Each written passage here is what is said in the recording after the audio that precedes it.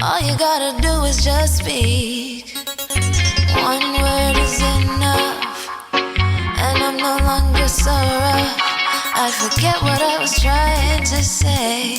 I no longer do what I was gonna do, but you're no good for me. That's why me know what set me pick a flee.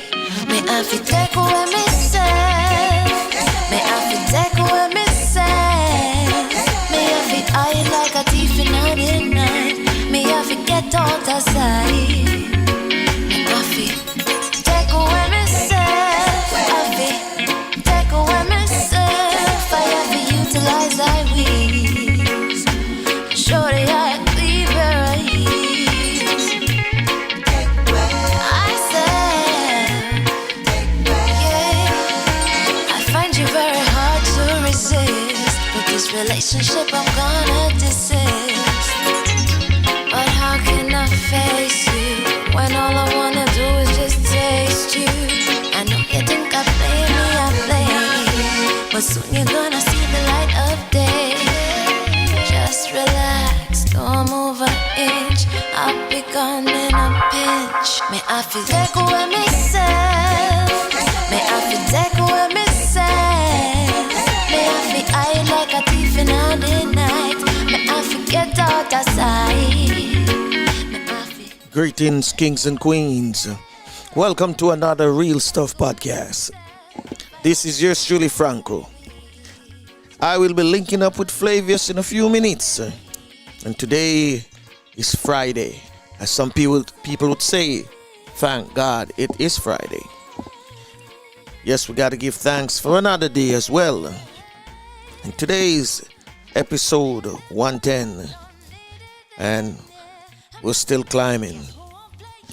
So sit back, relax, and enjoy. And if you're having your favorite tea, coffee, whatever beverage you enjoy in the morning, it's all good. More power to you. If you don't have it, go ahead and grab it. I'll give you some time.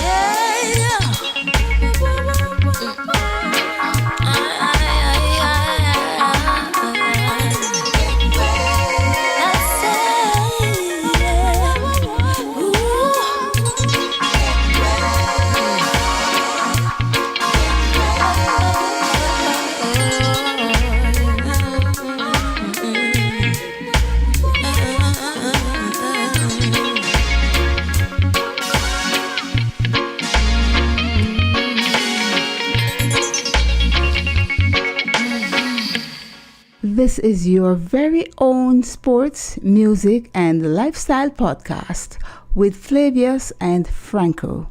Welcome. Jah all I'm asking for is a brighter day. Just send it our way, oh Jah. See ya. A brighter day. We're looking for this one is a bombshell. A brighter day. Just send it come my way. Jah, why mankind so bitter? Turn them away from Lucifer.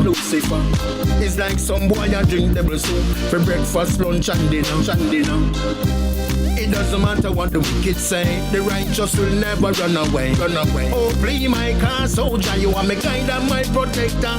We're looking for a brighter day, a brighter day, a brighter day. Just send it come away. A brighter day. We're looking for a brighter day, a brighter day.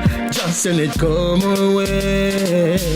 Two them system designer that a youth a suffer. No succumb to the pressure, so them run and go far. No stop clap it up, now them a big time killer. And the same system melt them out like butter. Mama cry papa ball, but it can't get better. Lifeless body lay down all over, so we don't turn we face out to the Father. And ask him for a brighter day, a brighter day, a brighter day. Just send it come away. A brighter day. We're looking for a brighter day. A brighter day. Just send it come our way. Them dirty system of fraud, oh Lord. We see clear down a yard and broad. How them a treat poor people like dog, while poor people life so hard. Oh, what a pity. Why so much homeless in a them city? Lord, what a calamity. You know, sister, this a world and not pretty. So we asking for a brighter day.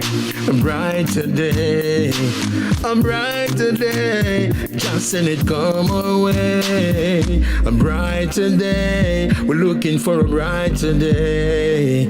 A brighter day. Just send it come our way. A brighter day now. We're looking for a brighter day. Brighter day, yeah. A brighter day now. A brighter day. Brighter day, yeah.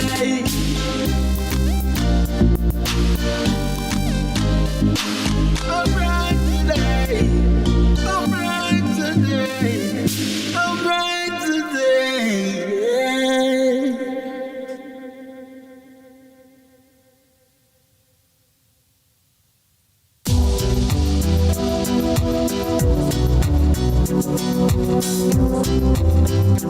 It's alright.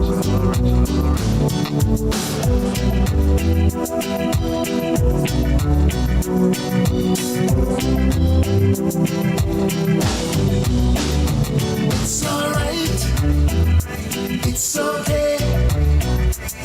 Just hang on a little bit longer, 'cause tomorrow is another day. It's alright, it's okay.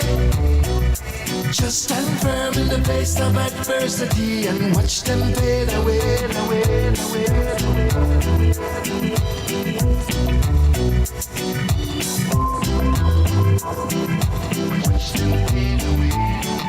Life of a wave to carry you down when the money in the bank gets shorter and the bills are coming and you're caught in between the devil and the deep blue water.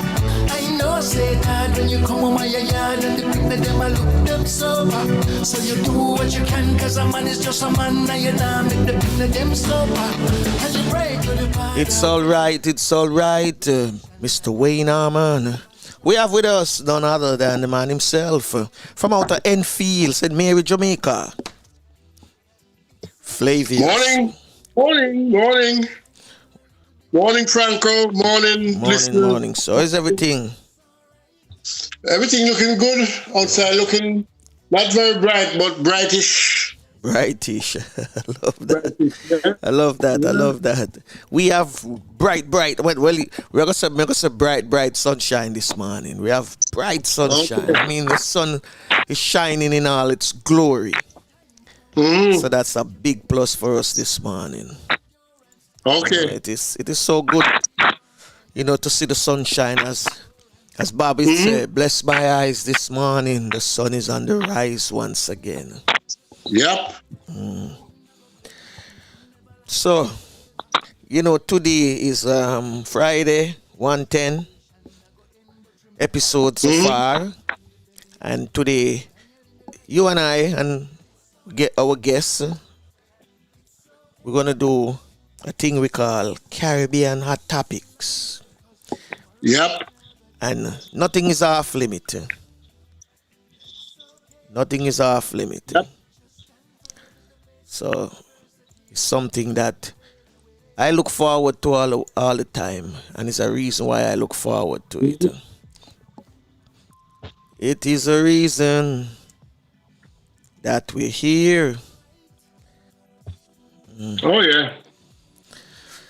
I got some texts from out of Jamaica from some friend of mine. You guys are still under curfew, which starts at 8 o'clock. Finish at 5 in the morning. And the numbers is still going up. Nothing yet nothing good. Nothing good have been put in place to stop it, minimize it. And nothing at all. And it's not only Jamaica alone. I see it happening in the US as well. You know? It's really dread. It's really dread. All these guys are interested in is their economic numbers. You know? But if you don't have a healthy society, a healthy nation, then how are you going? Exactly. You know? I understand. And the entertainment scene, they said what? The Emmy is coming up. Okay. Yeah, the Emmy Awards. Where all the big entertainers, them in the movie, television, are presented with awards for outstanding work. Have there ever been a Jamaican nominated for Emmy? I'm not sure. You're not sure. I'm thinking maybe if there's one, it would have been either Marge Sinclair, the late Marge Sinclair. Yeah. And what's her name again? Shirley Lee Ralph. Yeah, could have been any one of those two ladies.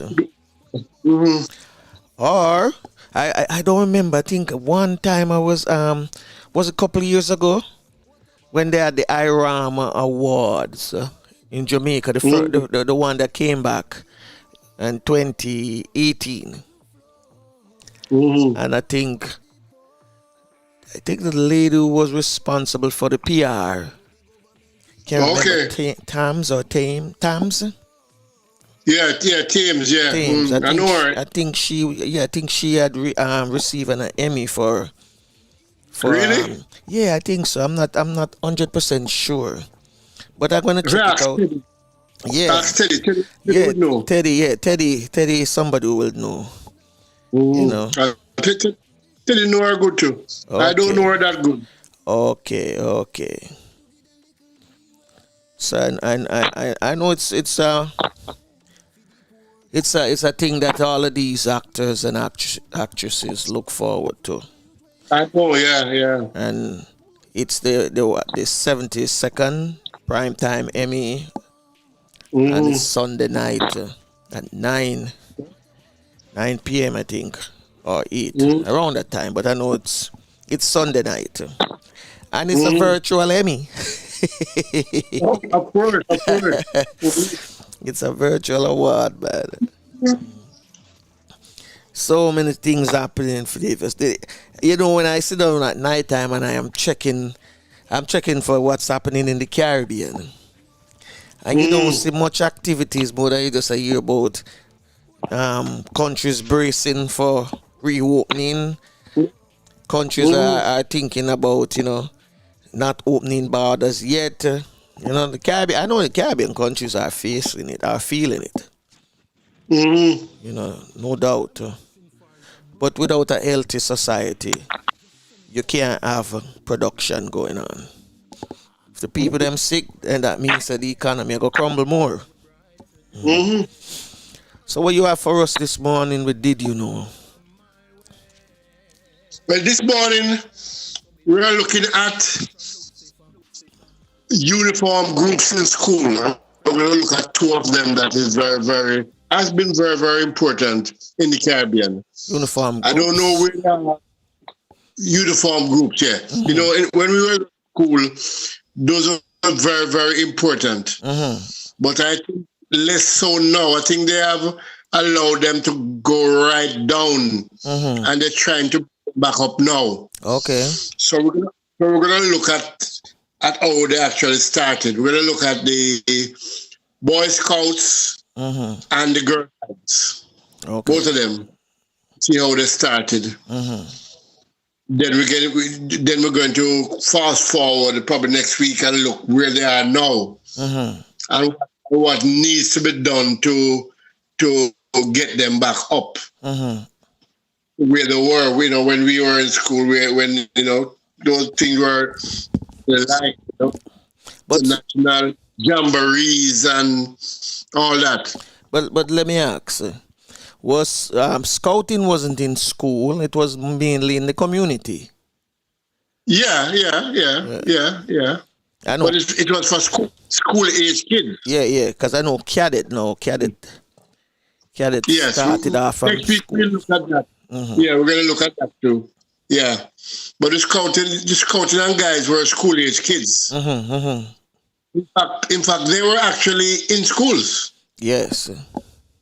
No, well, they used the school premises. No, man, they were part of school too. Well, maybe in your time, but in my time, we never had scout in our school.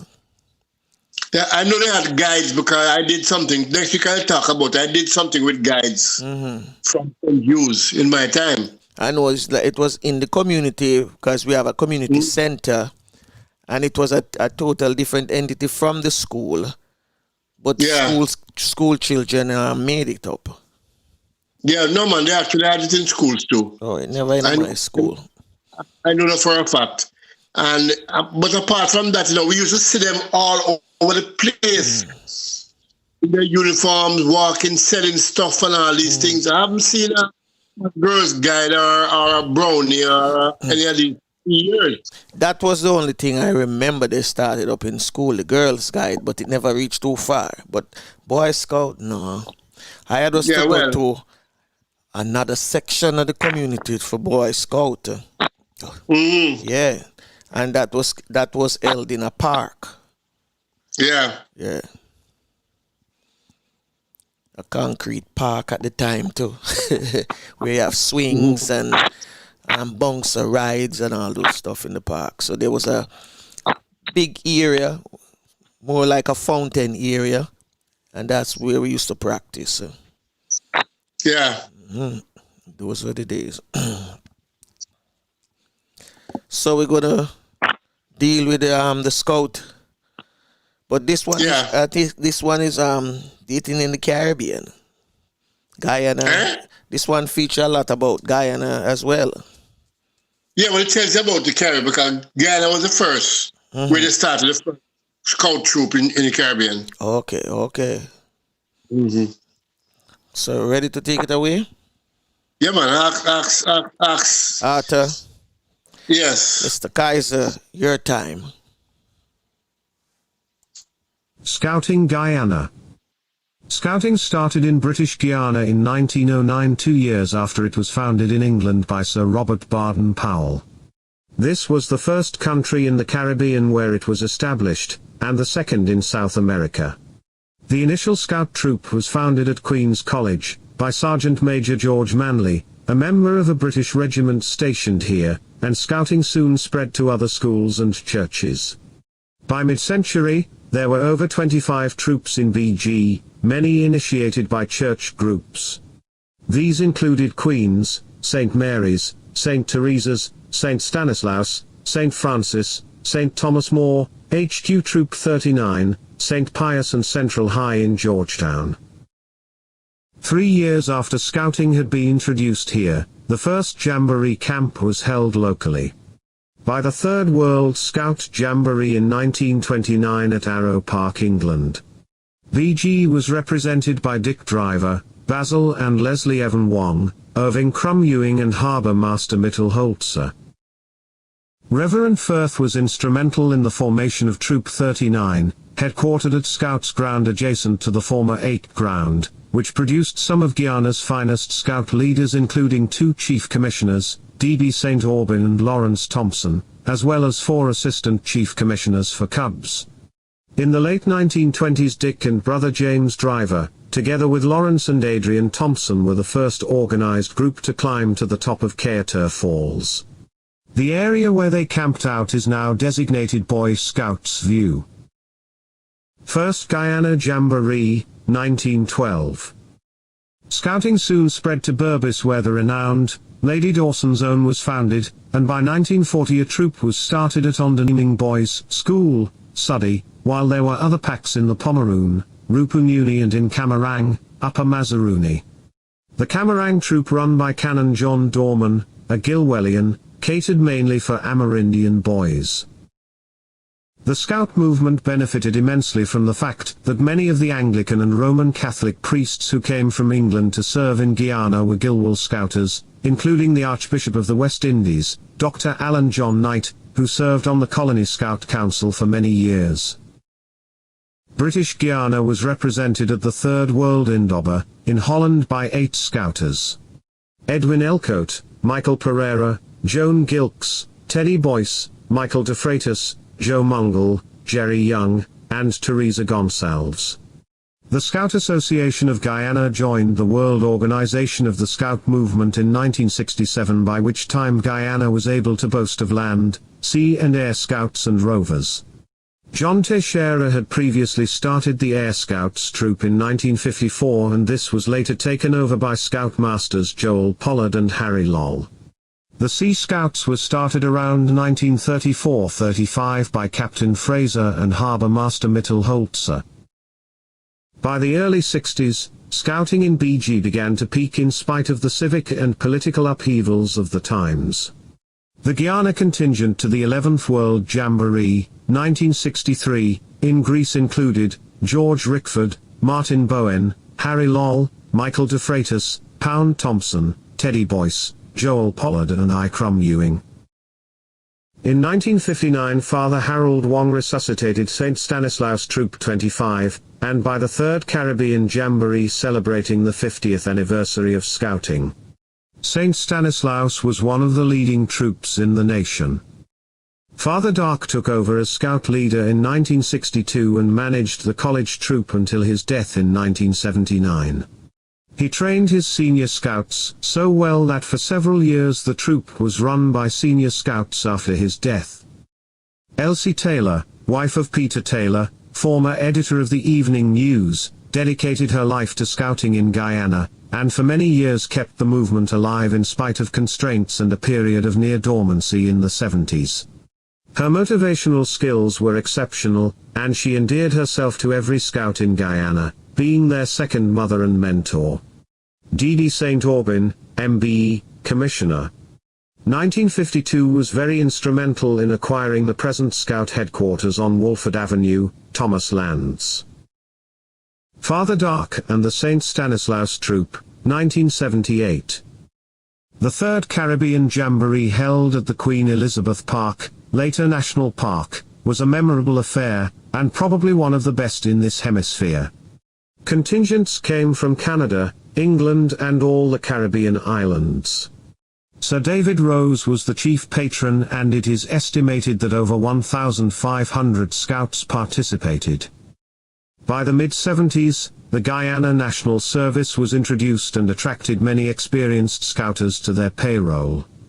At that time, with the government takeover of the schools, Catholic and Anglican clergy remigrated, etc. Scouting was on the wane and its ranks gradually reduced to less than 500.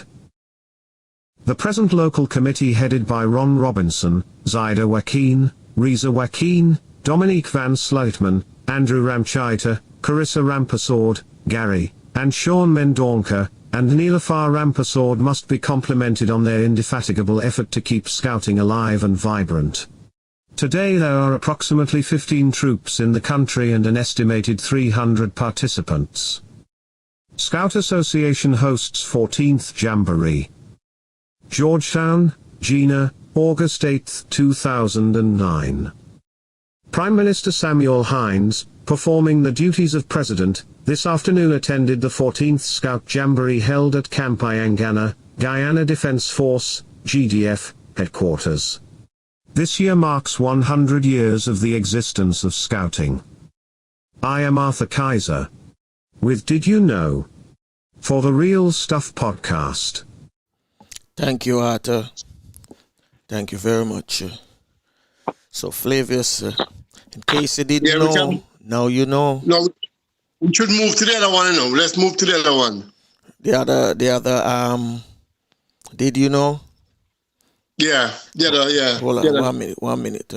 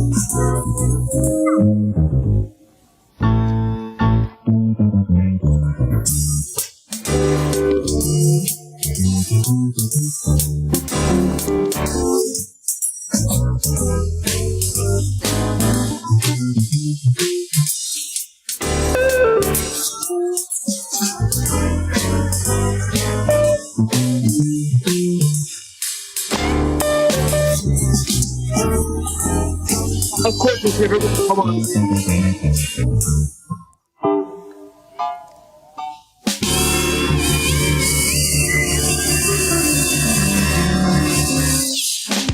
Yes, indeed.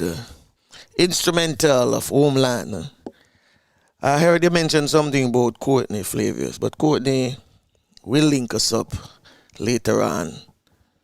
Okay. Yeah, too early for Courtney. So later on, he will link us up. Okay, no problem. I have something I want to say to you. It's about children and COVID. Yeah, okay. Because I spoke with a pediatrician, professional person. I make sure found somebody who, who can tell me all that is happening. Because I remember the last time we had a conversation with Dan out of London, and he was saying, oh no, they said no man, kids no this and kids no that. She said, let me tell you, as we speak, the numbers on children getting infected is on the rise right now. Mm-hmm. And I'm talking kids from as early as 2 years old and up. Nope. You understand me? She worked at a children's hospital. And she said they are coming in day by day. in Jamaica, every day they give you the amount of new cases, and they always give you the age range. And we have always gotten from kids to very old. Okay. In fact, yesterday we had a record number 200 and something cases, and the lowest age was 8 months old. All right. 8 months to 88 years. So every day they come and give us the age range. There's always kids involved every day. Yeah, and I don't know why some of these politicians are playing it down and saying that, oh no, children are immune to it. They are not. No. They are not. So people, if you're listening, your kid is not immune to it. Remember me tell you that. You understand me? Nobody's immune to it. So, just make sure, say, you let them take the proper precaution, just like the adult. Somebody just sent me something a while ago. That says some experts in Jamaica, the university, are now saying that there's a direct correlation between the election campaign and the massive spikes that we're having now. Of course. Of course. The election was totally unnecessary. Totally. And we had it just because we wanted power, and but it's the same thing with all the elections going on now in the world, Yep.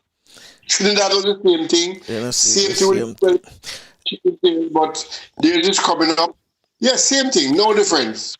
And one of the reasons I am told, it's hearsay. And sometimes I don't really like the hearsay when it comes to all of these things. But they're saying that the government who, rather fight the pandemic than wait until the numbers increase for them to call elections.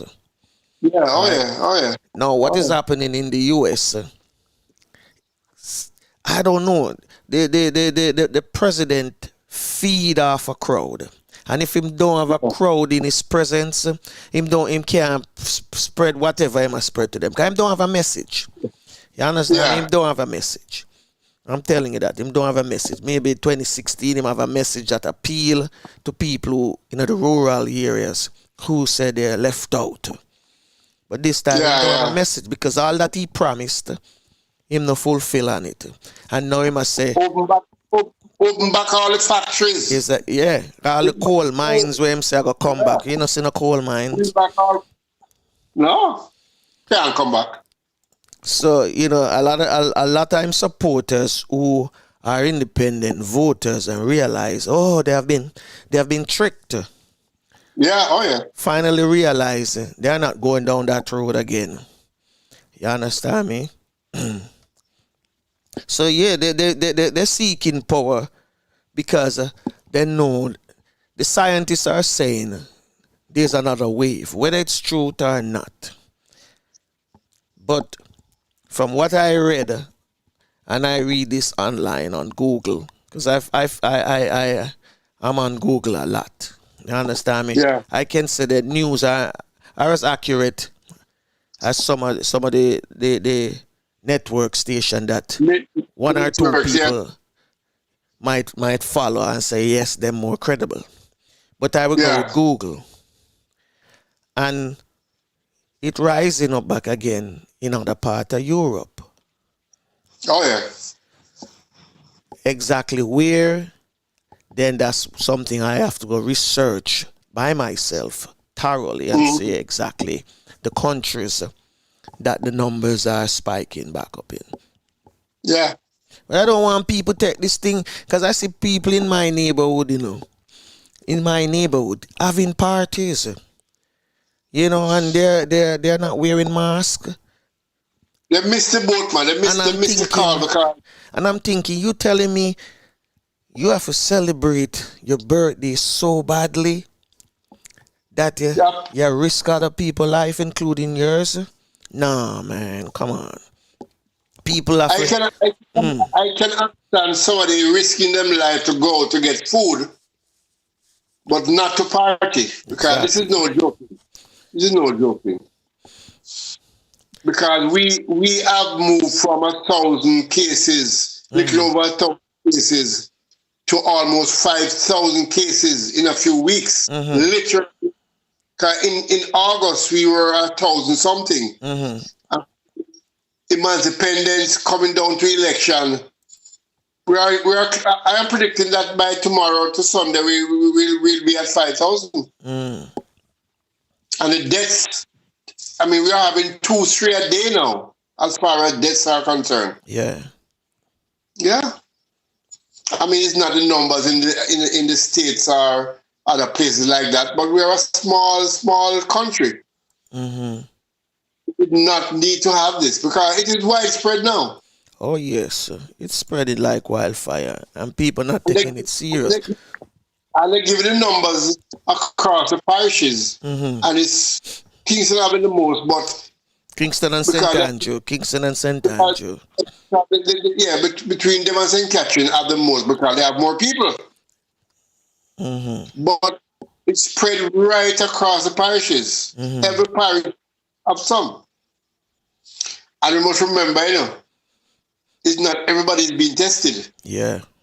So there's a lot that we know of. Really, really awful. We have our elected representatives have let us down badly. They have let us down badly. And even though they're saying that over the years, every year, thousands of people die by flu, the common flu, right? It still doesn't.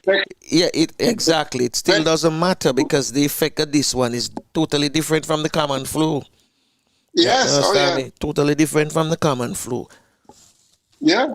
It passes on just like the flu, but it's more deadlier than the flu. That's it, yeah. You understand me?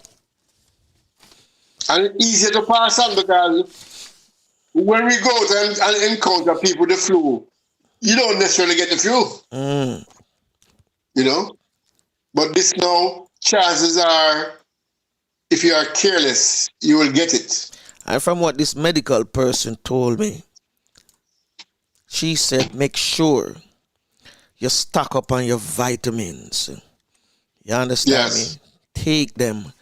Some people don't like it, but take them because it's what gonna help you. Vitamin C and all your vitamins that you can think of. Make sure you take them.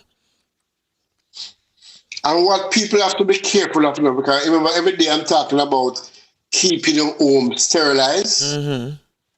A lot of the kids are now getting from the parents who go to work and bring it back in because they don't follow the protocols of coming home. And they reach to the door, the kid is coming, running up to them and them hugging them up and whatever. You cannot allow to do that.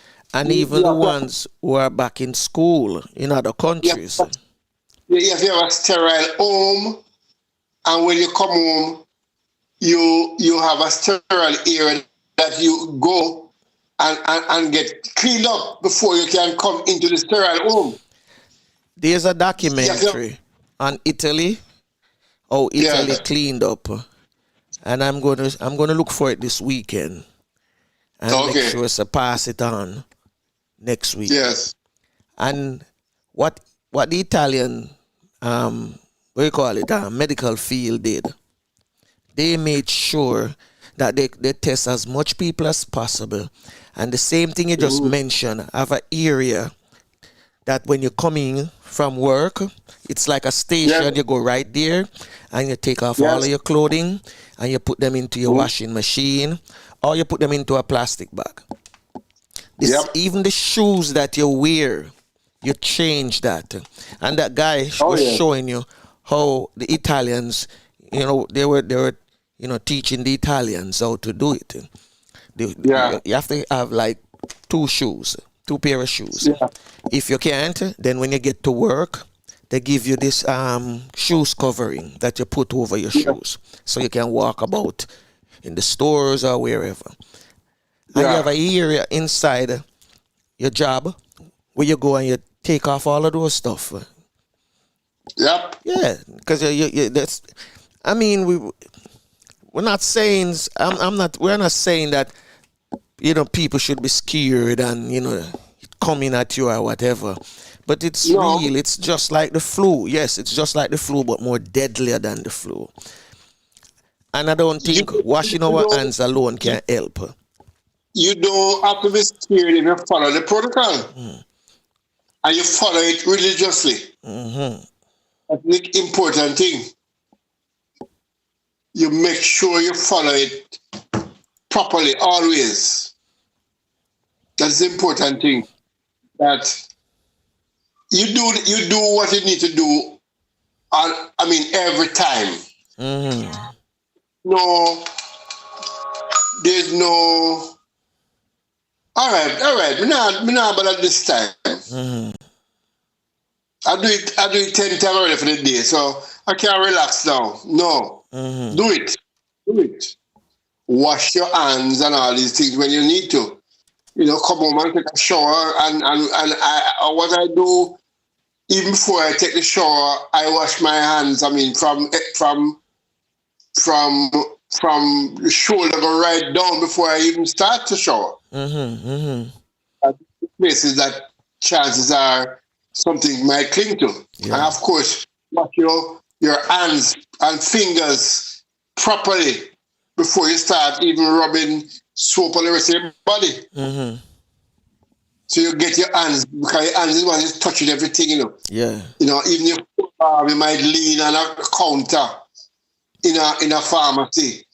So your forearm and all that must be cleansed properly. The rest of your body, because remember the rest of the body is covered by your clothes, So it's not really that anything will reach there. Hey. But for good measure, you make sure you wash those places good also.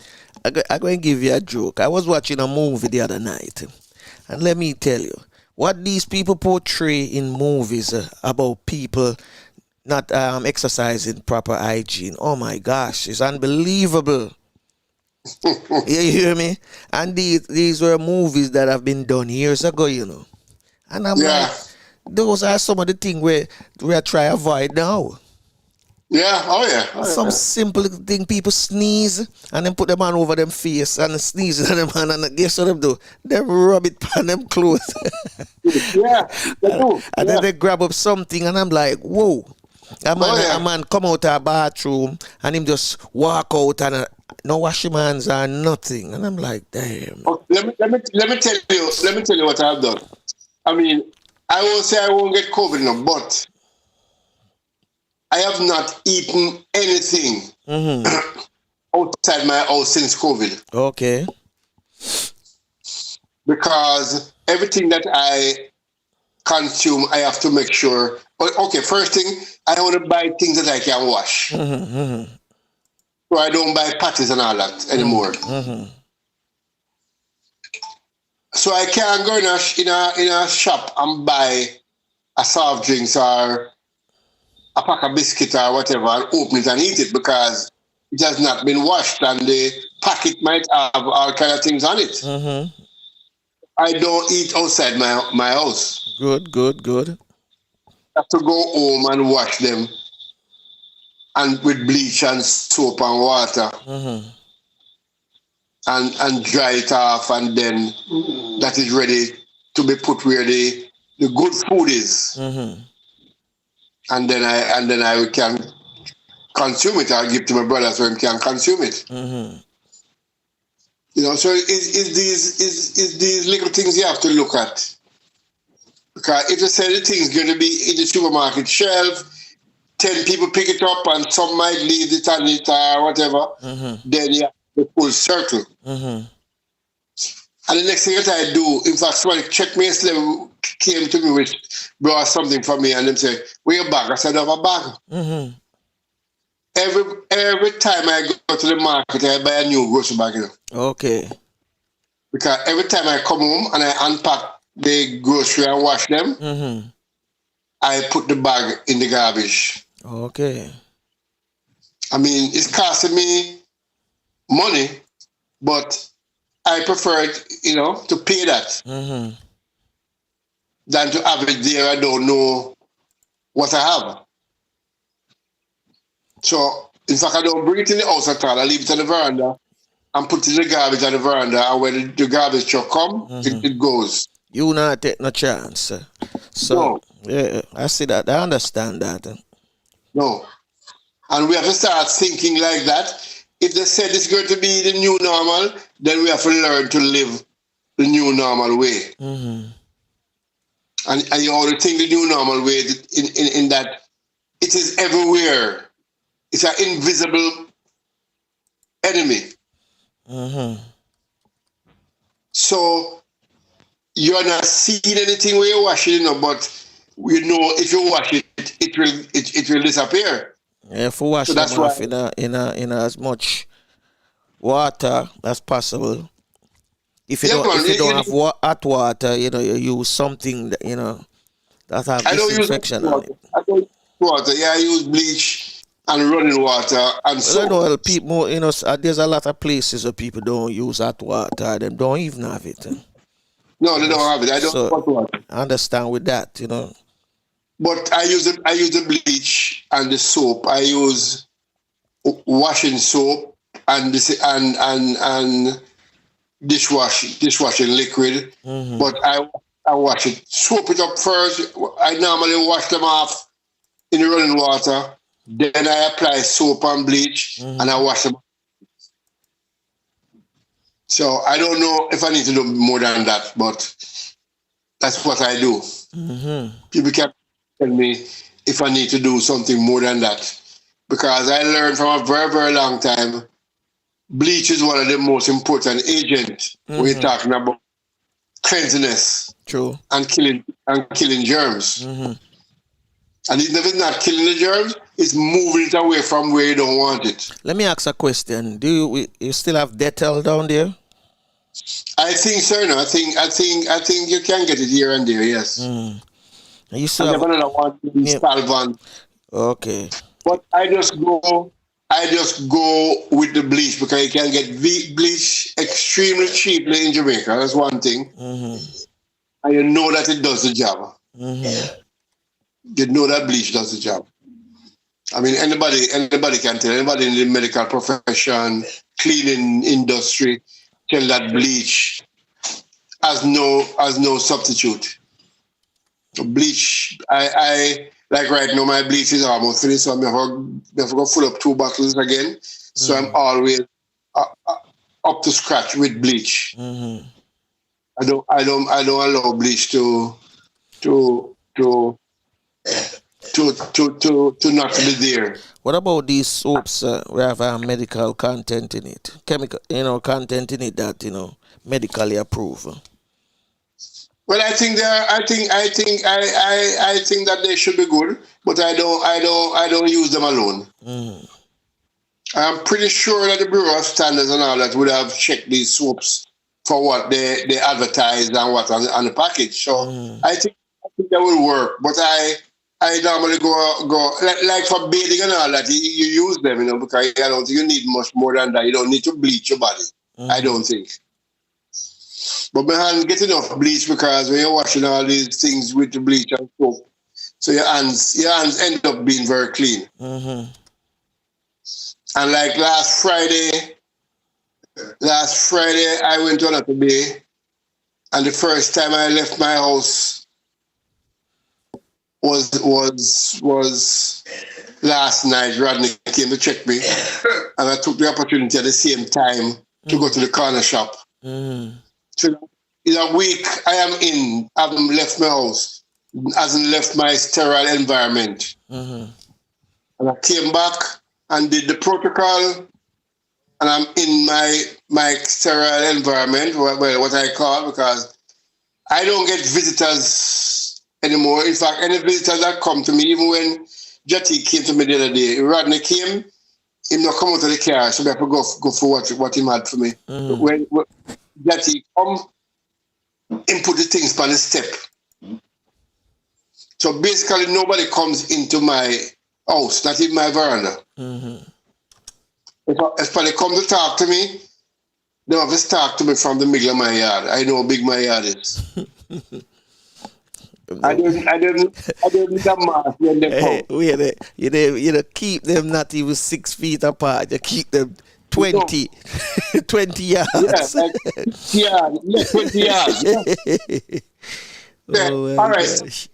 gosh. Stop there now. Come we can hear you, and the neighbors not gonna hear you. Yeah. And we can talk at a good volume without, shouting.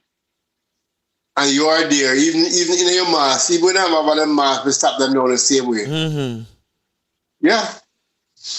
But generally I don't have visitors, and I don't go to anybody's house. Yeah. Mm-hmm.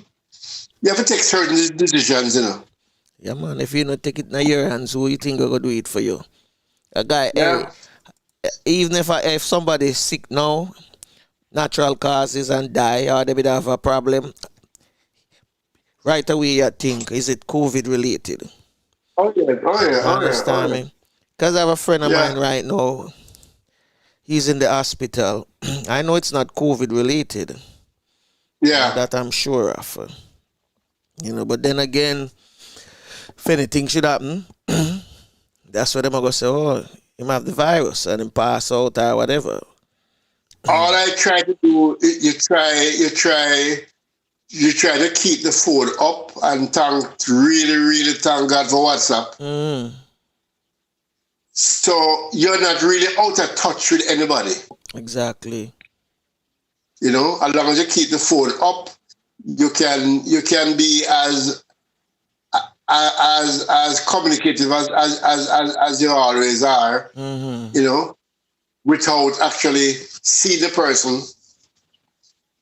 I even did. You check me every Sunday, and I think it's twice she checked me since COVID. She brought something for me, and she didn't stay more than a minute. Yeah, man. You have to take precaution, man. Can't just. If you go in a neighborhood. You're going out, we are just look upon a war zone, and say it's a minefield for walking. You gotta be careful. You're not gonna just put on your legs. You make sure anytime you put on your foot, you make sure it'll go down upon something where you're not hear click. And what I believe in also, I believe in this, the whole idea of not compromising.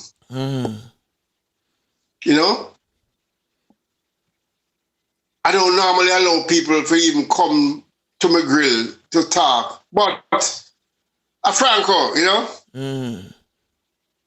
no, you can't compromise. I don't believe in compromising. No compromisation right there. No. We're gonna play some music and then we're gonna come back with our Caribbean hot topic this morning, whatever you want to talk about. And if you're in the chat room, go ahead and lay down your questions or just start a conversation and we will take it from there. Right about now, we're going to give you What About the Poor from Diki Spliff. What about the poor, Flavius? Yeah, we're not looking about them at all, We have to look out for them. What about the poor? Yes, I will say a few words and You want to say it when we come back, or? Yeah, man. Okay. Levels, Never give up in the struggle. I feel it. What about the poor? What about the poor? Where the system ignore from ceiling to floor. What about the poor? What about the poor? Where the government ignore from the sky to the shore. Side of the freeway to get a little leeway. Who put them in this melee? For the poor, me pray. for a brighter tomorrow. For every youth way in a sorrow. Boats are the Mamugaro. Lightning in the marrow. What about the poor? What about the poor? Where the system ignore from ceiling to floor. What about the poor? What about the poor? Where the government ignore from the sky to the shore. Single mother, 5 children, yet the glad she never killed them. With bare love she a feel them, because Selassie I build them. Rastafari. What about the youth when not place for sleep? What about the youth when have no food for eat? What about the youth when no shoot on them feet? I check it on the cold concrete. What about the poor? What about the poor? Where the system ignore from ceiling to floor. What about the poor? What about the poor? Where the government ignore from the sky to the shore. What about the poor? What about the poor? Where the system ignore from ceiling to floor. What about the poor? What about the poor? Where the government ignore from the sky to the shore. So you're the freeway to give them little leeway. Who put them in this meal? For the poor, me bread. For a brighter tomorrow. For every youth way in a sorrow. Boats are the Mamugaro. Lightning in the marrow. What about the poor? What about the poor? Where the system ignore from ceiling to floor.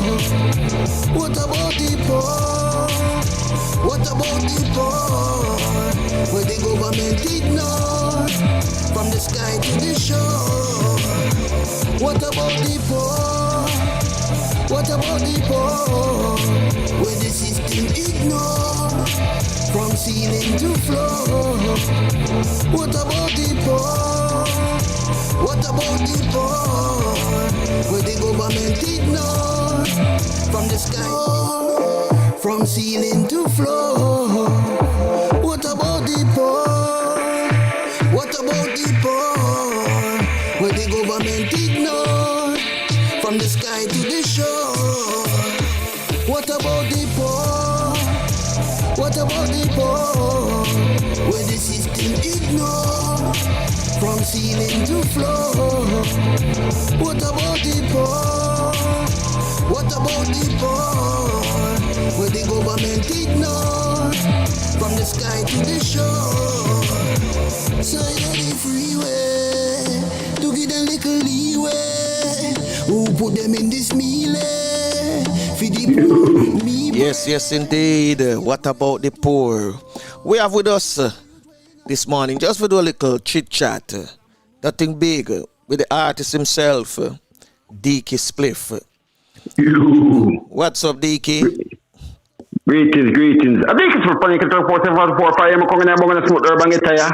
Yeah, man. Bless up to the Real Stuff podcast. Give thanks. Yeah, man. Give thanks. I'm going to take that one and use. I'm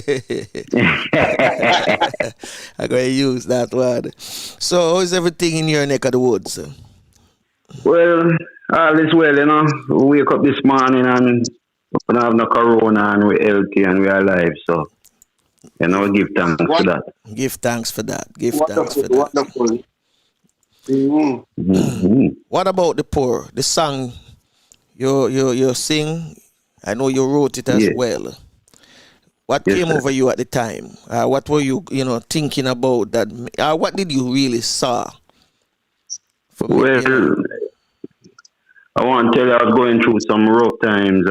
My car got burnt up, and I was going through difficulties, and everything at once. I wrote the song right after the car get burned up, and I was thinking, what about the poor? Car when you lose a vehicle, you lose transportation, and sometimes you can even lose a job from that too. So I always think about, if I didn't have certain blessings, certain way, what would happen. And then the second time now when I revised the tune, I was driving and I come off the freeway and there was a lady who was in a bunch of rags, a young woman too. And me and her, when I turned to the side, she looked at me, I look at her, and you could just see the humanity in her. Like she feel shame for even ask me for something because she young, and it was real sad. And when I went to the studio, this rhythm was playing by Stephen McGregor, the Red Rose rhythm, and I was just chanting it in the booth, and my friend was recording it. I didn't even realize he was recording the song, and they said, "No man, the song nice." Cause that feeling when the woman looked at me, and when I drove all the way to the studio, it just did something to me. Like it just why people have to live like this if we can have collective security. You go understand what I said, so Yeah, that's good. Yeah, that's good. Well, I know it's taking a road right now, cause what them call it, the king of social media, Mr. Hype, Put a Hype. Yeah, man, Put a Hype. Shout out to it, big up Put a Hype, man. Yeah, man, big up Put a Hype. Cause he's a real stand up brethren, where really enforce morality in a dance hall and respect him. I'm glad to say him to rate the tune as well. All right. But we know this is not a real chat session because we want an official thing with you. We just say you are one of our viewers who take time out in the mornings to view us and listen to us. And I know in India this morning, I say, you know what? Since today's Caribbean Hot Topics, we could just bring in Diki for chit chat with us a little bit. And touch on some of the things going on. Because, on a whole, saying I think it's time now, not only in Jamaica, the Caribbean, but worldwide. And in the street in America, people might think, say, it's just people that just say they want Black Lives Matter, they want equality. But is the way how they are living, They when you check it out, the economy not working for the poor people, and it never does. Sometimes they might give us a little crumbs, to make keep us quiet. Yeah. But for a long time now, no crumbs no drop some people way, Yeah, man. One of the things what I say, if an economy a function, even if the rich get rich, but it a function so that the poor man can have the basic necessity and still enjoy life with him and him family, him friends and him loved ones, right? Then all them have to make sure, so that we as a people make sure so that we try to elevate ourselves as best as we can, whether it be academically, socially. You understand me? And participating in the political aspect of it will be even better because them always say, a preacher cannot talk to a hungry man. You understand me? You can't listen to a sermon on a hungry stomach because it's not going to resonate with you. Yeah. And we not just want handout. We not just want to have a meal today and then think tomorrow where the next meal will come from. We want to be able to provide for ourselves and the community. Exactly. So we're glad for the tune, Honestly, we're glad for the tune. And yeah, man. Well, the rhythm, the tune, everything just come together naturally, and it's written straight from my heart because I go through certain experiences in life already where I can really understand and relate to the struggle. Yeah. So and one thing, while you were speaking, I remember an interview I heard with Bob Marley, and them asked him if him rich and him poor, and Bob Marley said, "Well, think about a man who wake up every morning and say him wish him could have drink some tea." And Bob Marley said, "Well, the earth they there for plant, and you can plant tea, so he really could have drink tea every morning, even plant a tea tree or mint tea, a mint tree or something." Yeah. So it's just our mentality and how we look at things, because even in America right now, you have a thing what was going around where everybody are unite, but one little false statement in our newspaper bring fear into the people, and it just halt up. It just can make everybody halt the assembly line. I know the current and the flow, which when over sometime when overflow again, but at the same time, just one little white lie can do so much to a black mind. So it's all we think, If we want to get up every morning and say, we should have beat some tea this morning, but I never plant a mint tree or with some ginger, Yeah. So it's a mentality too, Absolutely, man. You're right about that. Because the saying also goes, say, you can give a man a fish, but he will come back tomorrow. But if you teach him to fish, right, he will find him own food. You understand me? Right, self-sustenance. Yeah, the whole moral of that saying is, instead of give a man something for today, why you not just teach him how to do that thing so that him can go use it and make a living? And in a foreign, I forget which president it was, but he's the one who come up with the welfare system. He already knows that black people were helping themselves because there was Black Wall Street. It was Roosevelt. I think it was Teddy Bear. Teddy Roosevelt. Yeah, man, you come up with this system where them get data from the Holocaust and pile up people in a building and kick out the man and just get things for free. Then the mentality change where you expect something when really you can work for everything where you expect. But if you cut the jobs and you have a prison pipeline system from 4th grade to prison, you understand? So it's a lot of, that's why I say, what about the poor? Because even if you were born in the ghetto and grow and escape it, you just one little pulp in the strain and warm to the rest of them who couldn't get saved. You know what I'm saying? I'll go right through the strainer. So you understand? It's like you can't just think about yourself. And you can't just think about your own experience, because it'll always be a problem with society if we only think about ourselves. And me as a youth, when I remember in Jamaica, just even seeing youth my age lying down at the stoplight, curl up at night time, it's like, you know what I mean? Automatically you wonder how female life different from yours. And from them time there. So if you think about the tune, what about the poor? It's a question I always ask myself.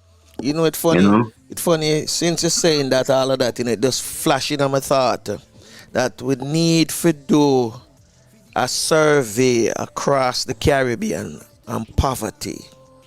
You understand me? And find out how badly it is, because when we're getting worse, every year it get worse. It's not inequality alone our problem. You understand me? Yeah, man. And I'm it's sure also the government too. I mean, we sell out here Jamaica. We just recently give away the wharf to China. You understand? Yeah. Well, this man touching me can. Oh my goodness. That's you going to talk about? No. But that is always with me. Worst time in Jamaica history. Yeah, man. Yeah, we're just selling out everything and then we importing things we don't need, like cow and goat. Like our hotel we import beef from out of Jamaica when cow just dead everywhere. You understand?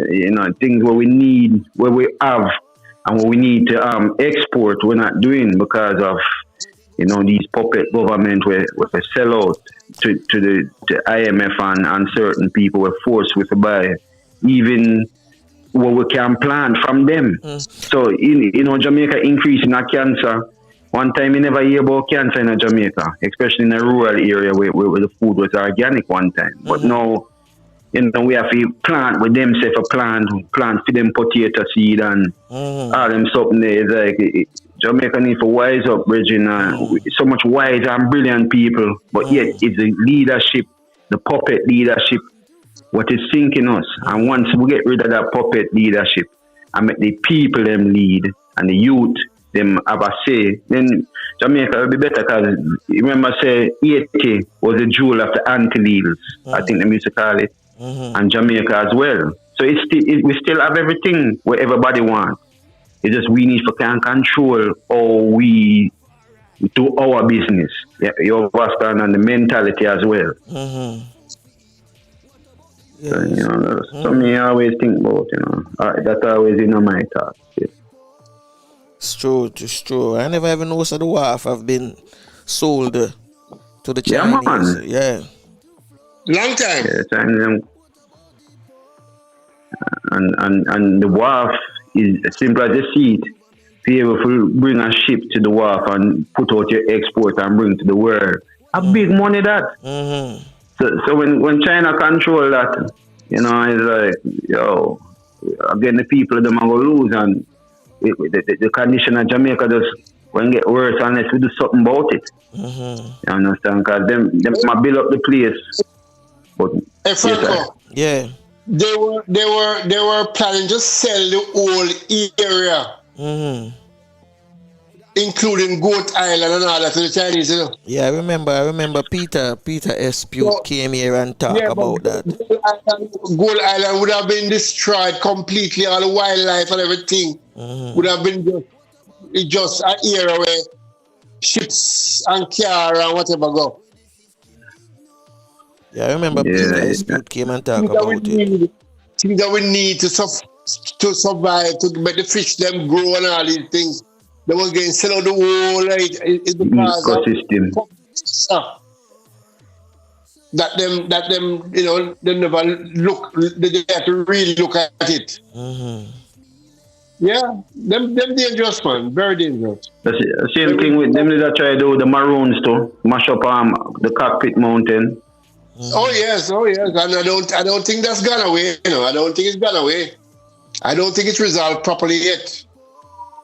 You know, one thing people not think about too, you know, much medicine probably plant up there can cure enough of the things that people are suffer from now in those mountains with the Maroons plant.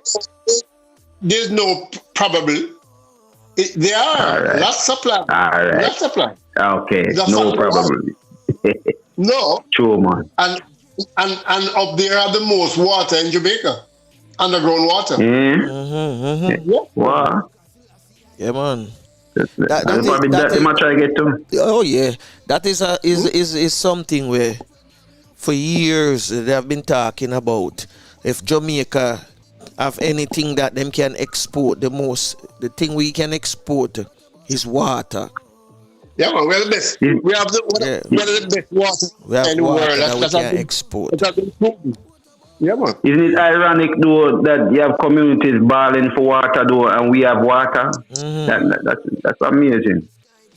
You know, we have all this water, but the water problem in Jamaica. It's more amazing.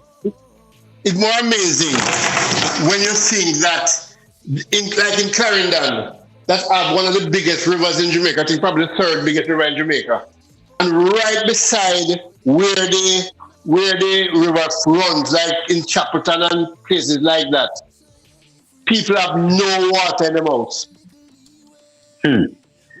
No water. That makes no sense. Yeah, the Rio, run right past the house. Yeah, and the infrastructure or water pump. It's just distribution is a problem. It's distribution is a problem of water in Jamaica. Lack of management, man. Lack of management. Because there's no need for tanks to be on people's roof. There's no need for that. No. It's something where it no need for address, it need for fix. Because people have been talking about it for years. It need to fix now. And these are the real issues that should have been addressed during the elections, you know, and that's what we need to move the island forward. Because if people can't get water have a lot to do with a society, you know, since ancient of days. So, you know, and this access, we have the best water. You say we have the best water for export, but the people of Jamaica can't get it. You understand? You say all done river falls. That's one of what for years I hear people been talking about the usage of Duns River Falls. If the government really wants to spread water throughout the whole island, Duns River Falls, because we have the big water when I go right into the sea, you know. So pipeline can set up just like how you set up pipeline for supply gas, you know. Pipeline can set up the same thing for water, you know. And I watch a movie, you know, years ago, maybe last year, and the movie was about the conquering of water. They couldn't get no water. I've got to find the movie and you know, make people know about it. So when next time I'm talking about these things, I can say, look at that movie. And it was water. The people that would want it. So it's who control the water, control the world. Sure. Yeah, well. No, ironically, you know, why it's so ridiculous when we talk about water, you know. The father who created Jamaica, I know Jamaica came from some, what do you call it, a volcanic thing or whatever. But it was created so perfect, you know. I don't know if you ever looked at it. We have a major river in every area. On the Portland side, we have the Rio Grande, huge river. On the more central side, we have Wagwater. That's the one from right to another bay. Huge river. In the middle of Clarendon, we have the Rio Minna running from way up in Craftsville, in St. Catherine, coming down to Clarendon and going right out to the sea. Right? Of course, St. Elizabeth, we have the mighty Black River. So every area have a major river. And in St. Catherine, coming down to Kingston, we have the Rio Cobre. So every area, we have a major river. Sure. I'm talking about the small rivers like Duns River and Wise Falls and all that. We're talking the major rivers, them. They carry major water. And along with that, those are the water you can see. Those water we have in Jamaica are not those waters, you know. It's what they call underground water. Yeah. All our water is under the ground, you know. Yeah, man, it's true. You heard William said it yesterday, the guy. Aquifers. Yeah, Kingston is on a waterbed, you know. Water runs under Kingston. Yes, yeah, water runs under Kingston. Okay. We have water everywhere in Jamaica. There's nowhere in Jamaica that is short of water. Nowhere at all. No matter what you want to tell some you. Infrastructure. It's just the supply of it. I work 1 year at underground water. They call it water resources. And that is what we were mandated to do, is to monitor all the rivers and all the water in Jamaica. And I would tell you this. Everything that they know now about water in Jamaica, we knew from 1971, at least. That's when I was there. Okay. And we knew before See that. now. It's all documented. We used to go out and measure the river flow, so we know exactly how much water the river carry. We should measure the underground water. What we actually did, we go to a point and we put in some dives and see where that water goes. I will go to different points and collect the water and see where the dives end up. So we have done a tremendous job with water as far as knowing our water resources in Jamaica. But we have not taken the right action. So we're talking about the dam empty and we're having problems. It's a joke. We have water that can come from all over the place. True. So, but then who all right, we export the water those, because me see, before you mention it, you know, me see something on social media like a man they drunk and him not talk about how much river there at Jamaica and water export, and you know people take it fair.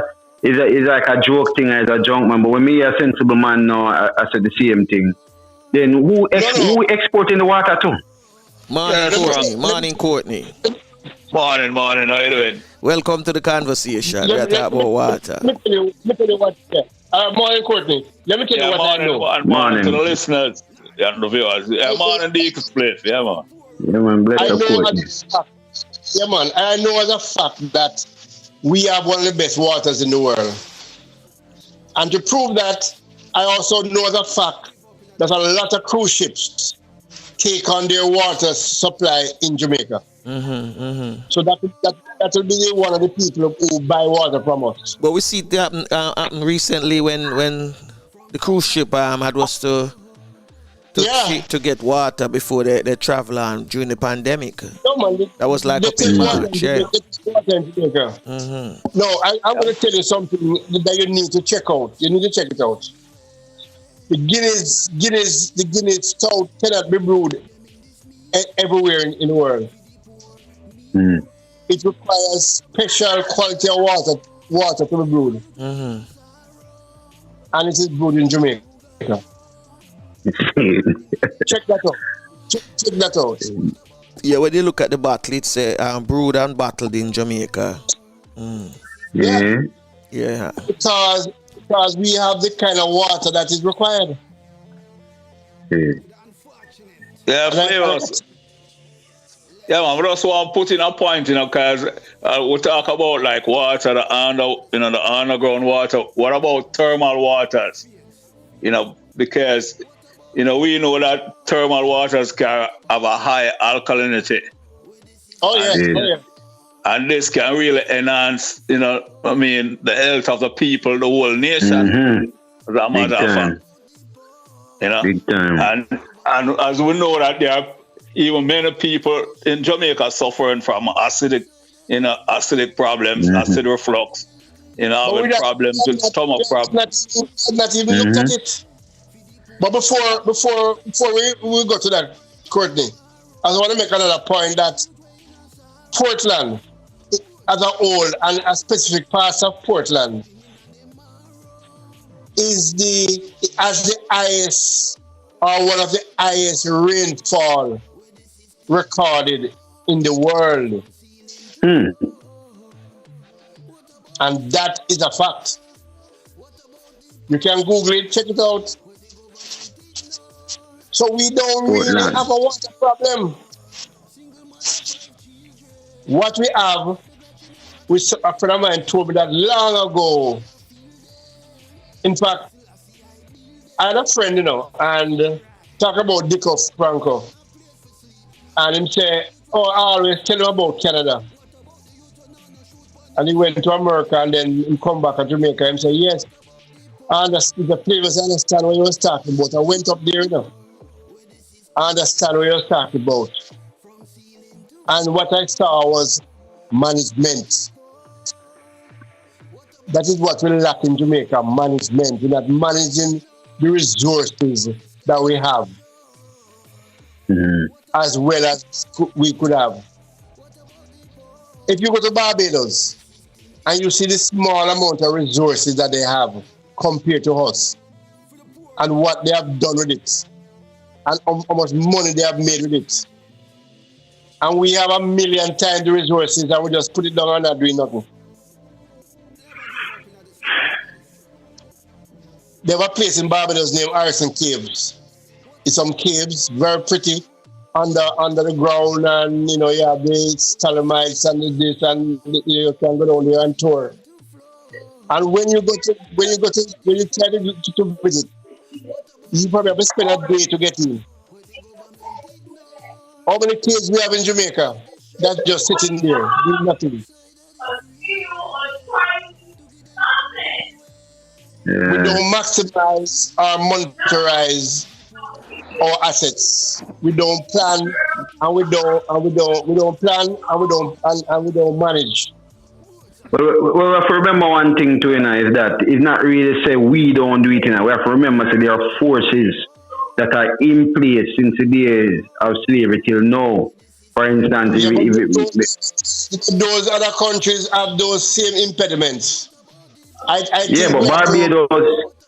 No, Barbados used to be assimilated. Barbados was a very or Bahamas. One of them assimilate fully to wherever the culture says. So I'm surprised when I hear them and kick out the Queen now. Because some of them, Jamaica and Haiti, if you look, Jamaica, Haiti and Grenada get a fight.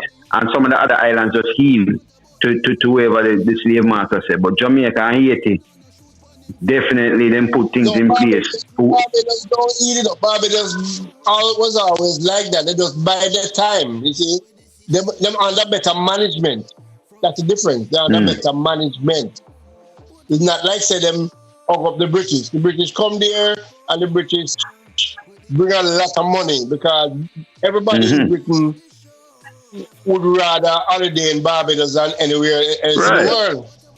So they're not going to give away that because that's their bread and butter. But the people, if you go down there and stay down there and talk to the people, they are not no different from us. You know, they are not different from us. But you look at the management. It's about better management. Yeah, Flavius. Since we're discussing that, so what do you think maybe is the problem? Because you know that in Barbados, the people are more literate, are more educated than most other Caribbean nations. 99%.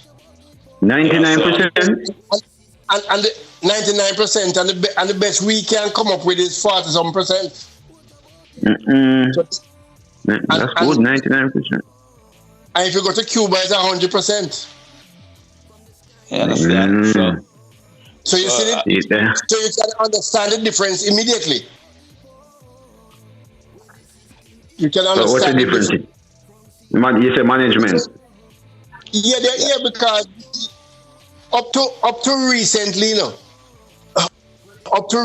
a few years ago, when things got very hard, that is when the Barbados government start asking university students to pay anything. Education was free from your born till you leave university. Yes. That's the difference. Cuba is the same thing. I mean, all their money on the road in Cuba have a PhD or a master's into something. Free med school too. No, every Cubans are professionals. They're not career workers, they're professionals. That's what a Cuban guy tell me. We're not career workers, we're professionals. I know, Franco, I know the facts. Well, anyway, gentlemen, it brings us to the end of our time. Can you give us 15 minutes more? 15 minutes more?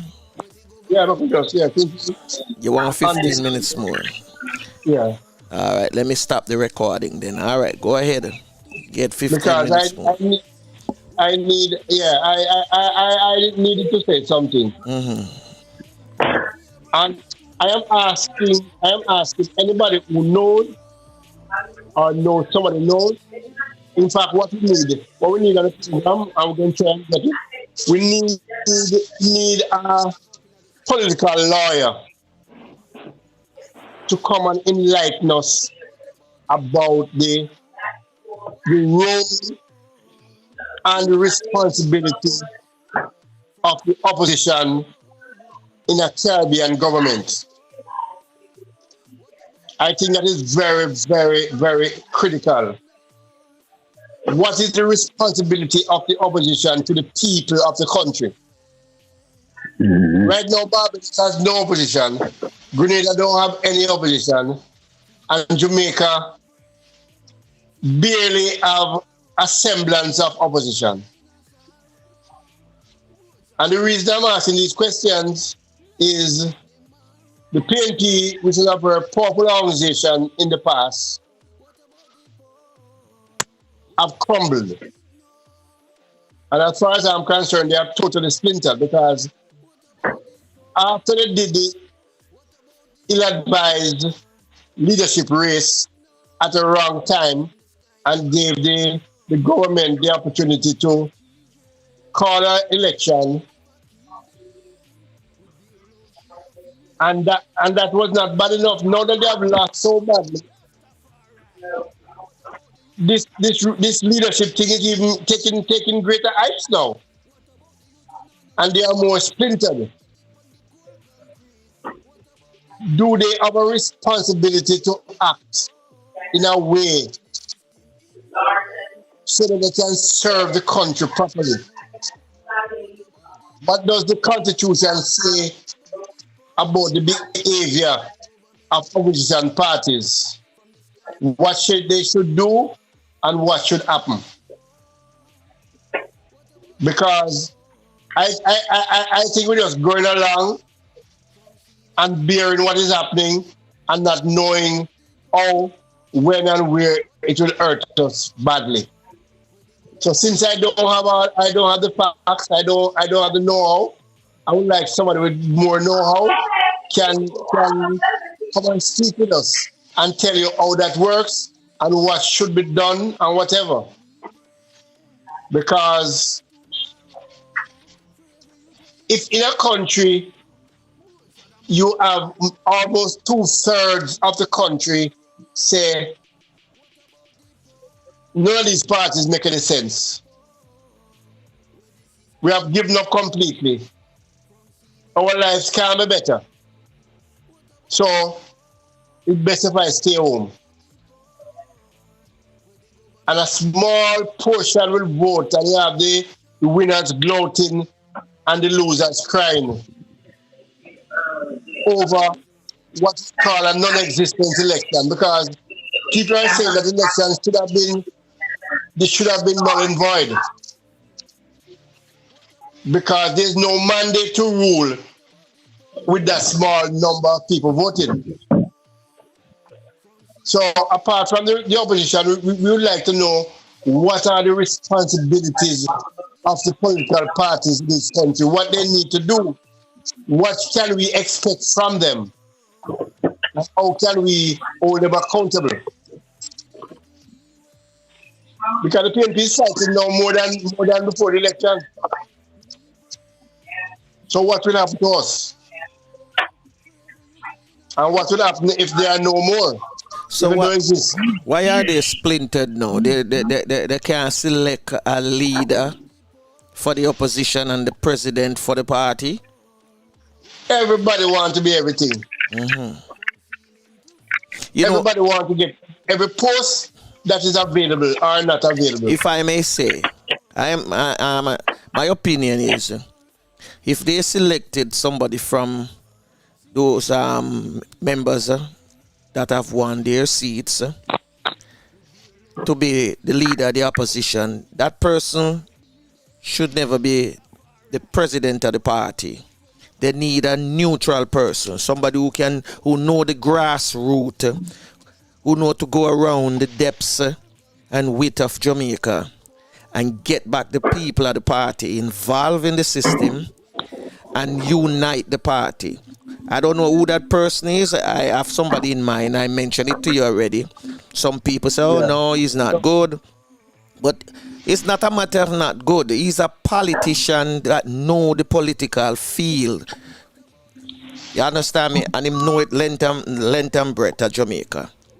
And I think if them give him the position as the president of the party, just to put the party together, then they might have a chance.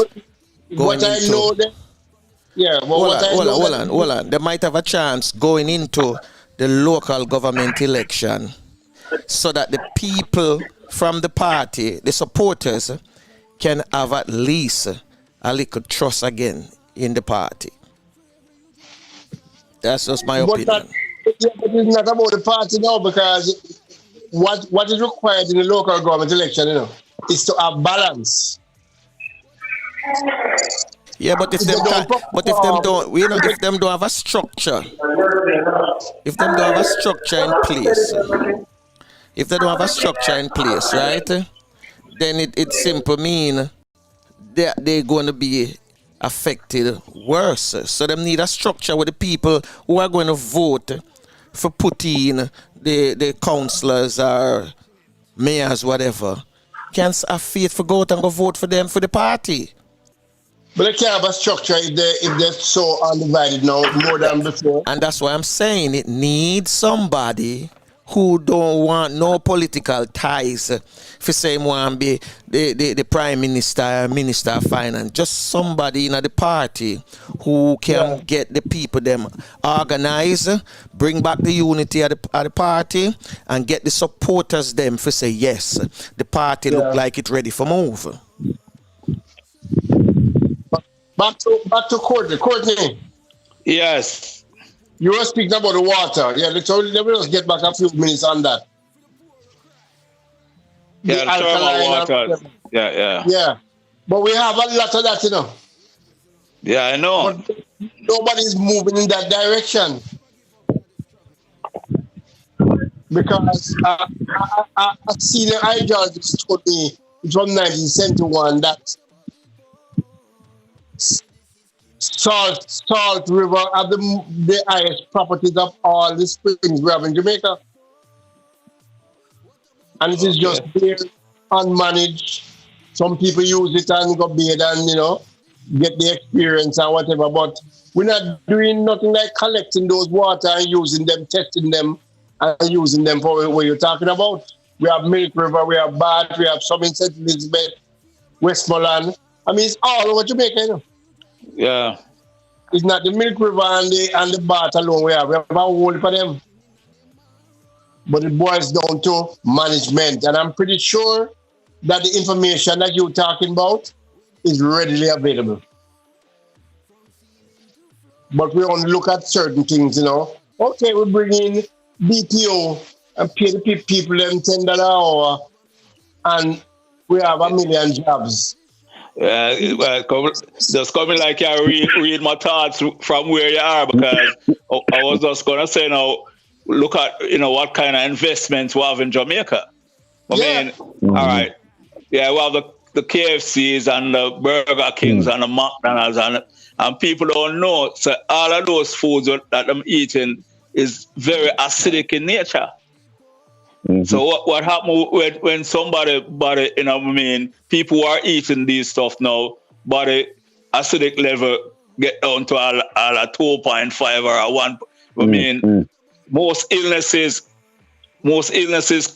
come because of our acidic body. Yeah. Yeah, and we need people to get out them kind of information to the people. Sure. I can give you some facts now. I spoke to Ojan yesterday.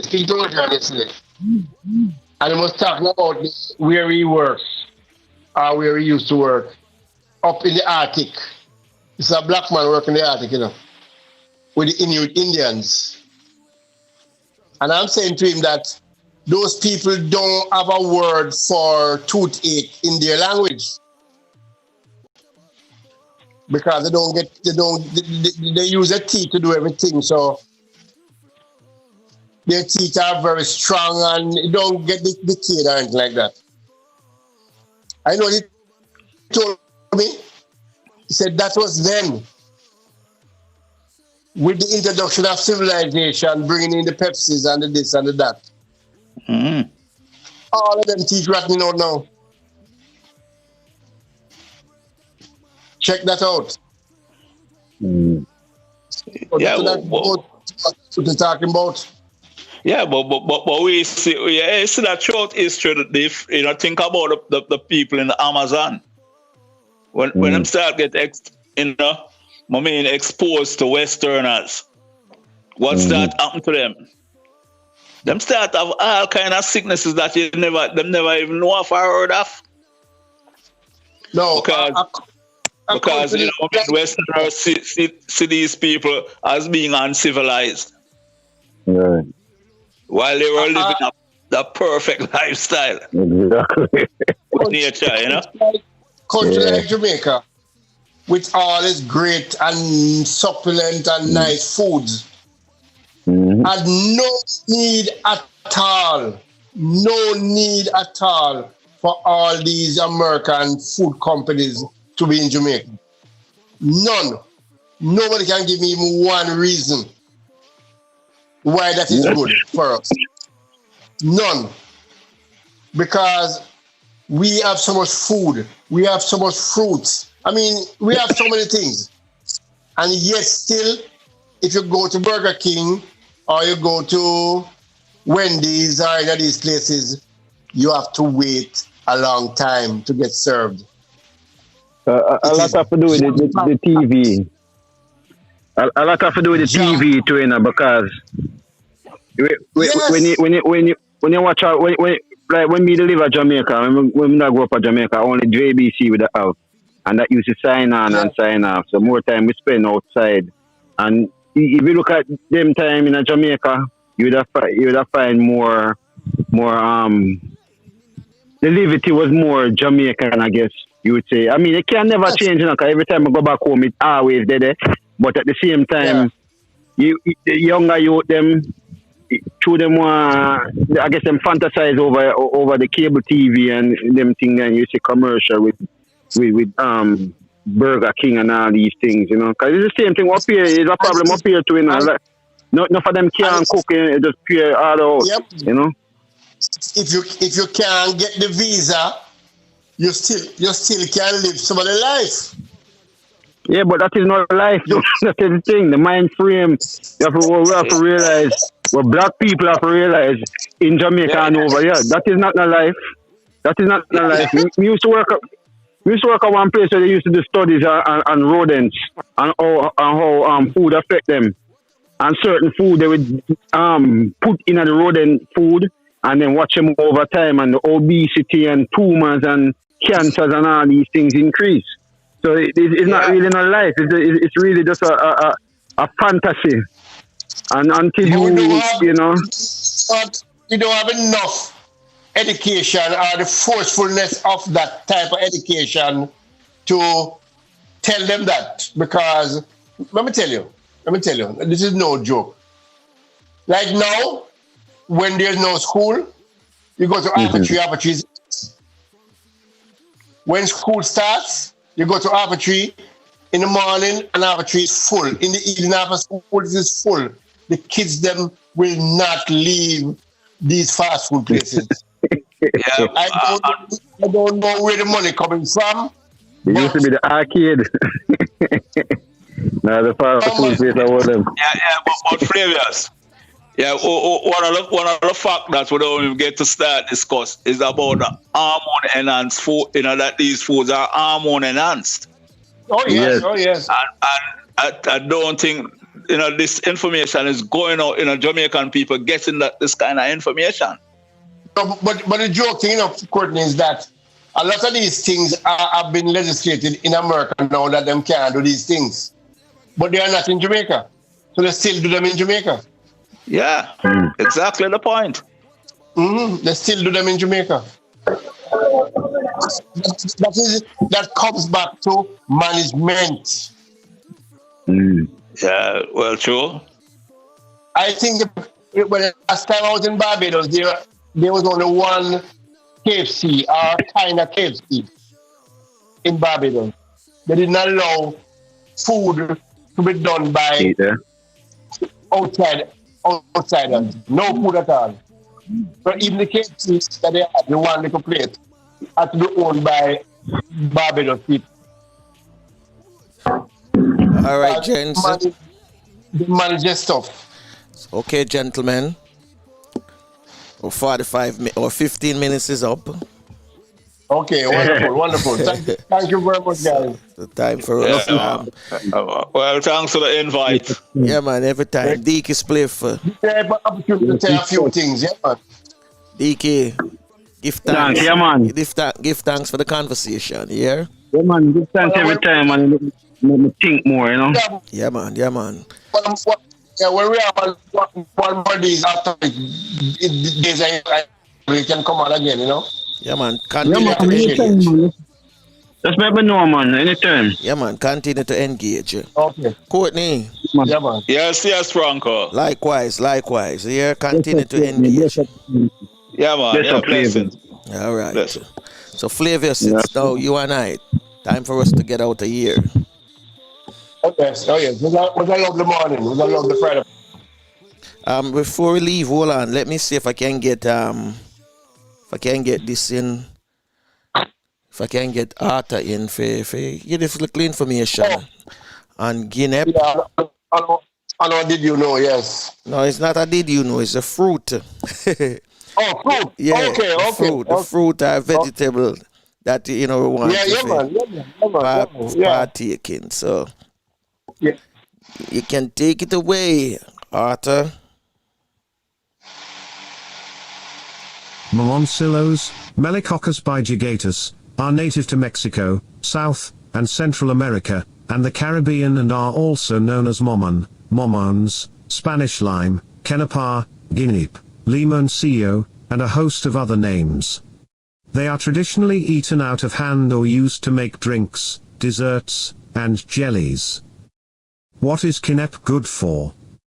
The fruit is a source of dietary fiber and ferulic acid, found in the pulp tissues, which reduces the colon transit time, hence it's great in treating constipation and lowering cholesterol in the body.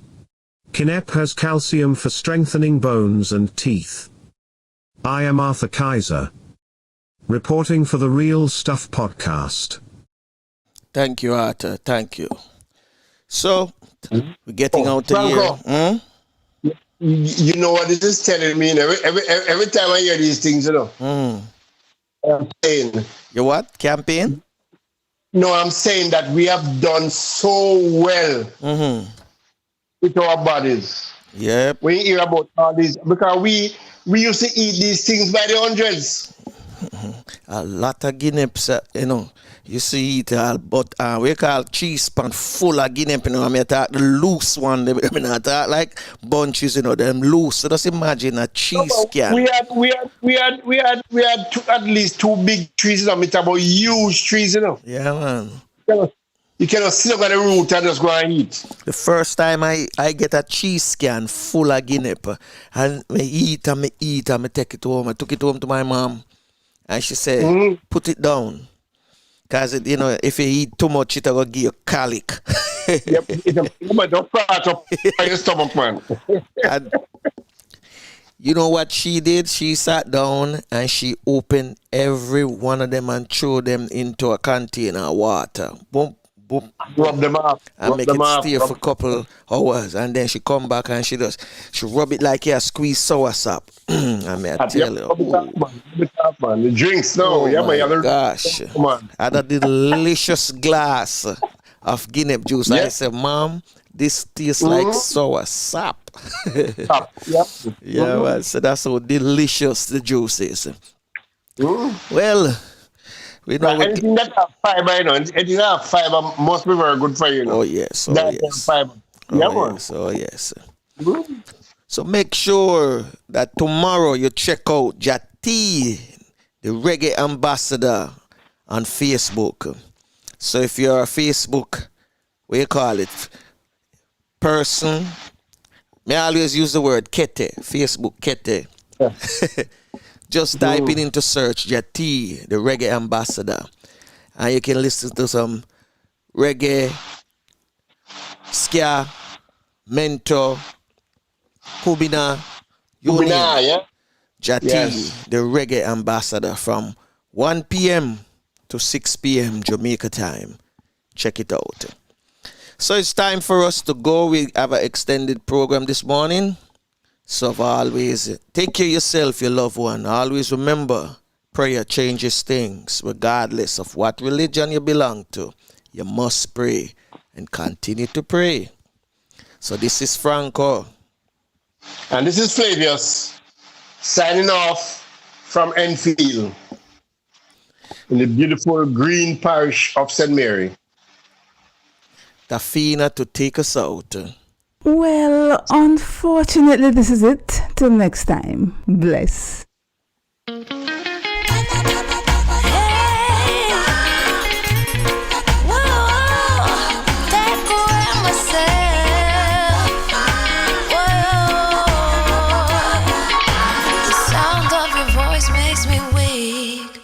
All you gotta do is just speak. One word is enough, and I'm no longer so rough. I forget what I was trying to say. I no longer do what I was gonna do, but you're no good for me.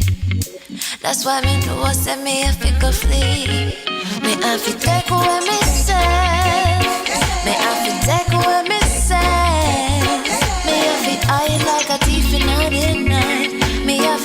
outside. I feel take away myself. I feel take away myself. I have to utilize I wings.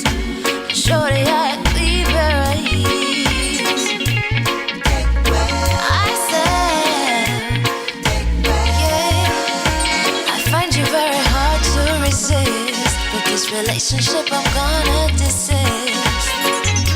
But how can I face you when all I wanna do is just taste you? I know you think I play me, I play, but soon you're gonna see the light of day. Just relax, don't move an inch. I'll be gone in a pinch. May I feel take away myself. May I feel take away myself. May I feel I like a thief in the night. May I feel get out outside. Well, unfortunately, this is it. Till next time. Bless. Shorty, I clean pair of heels. I say,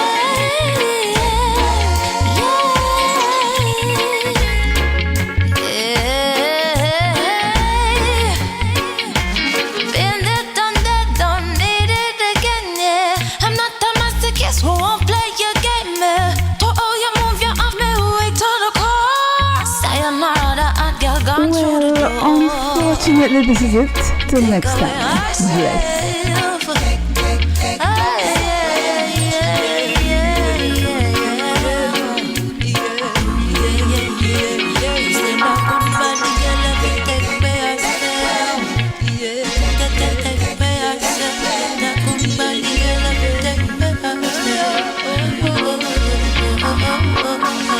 Well, unfortunately, this is it. Till next time. Bless.